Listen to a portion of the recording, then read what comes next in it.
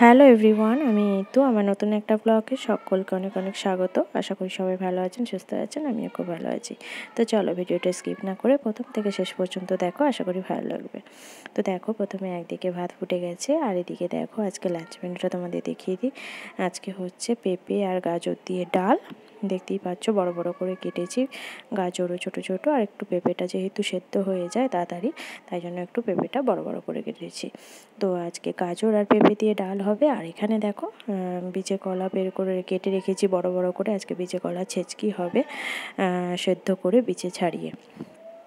আর এটা দেখো, এটা হচ্ছে বাটনা, মোরাল মাছের বাটনা হবে, তাই পেঁয়াজ কুচি আর আলু ঝিরি করে কেটেছি, আর তাতে কাঁচা লঙ্কা টমেটো একসাথেই কাটা আছে।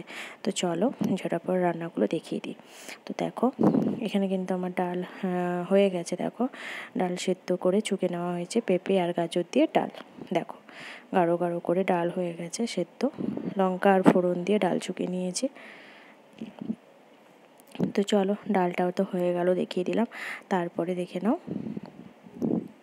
মাছের বাটনা।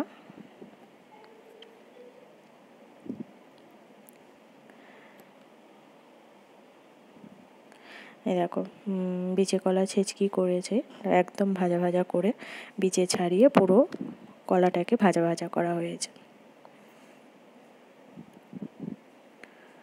আর হয়েছে মাছের বাটনা, মোরাল মাছের আলু দিয়ে একদম ভাজা ভাজা করে বাটনা হয়েছে।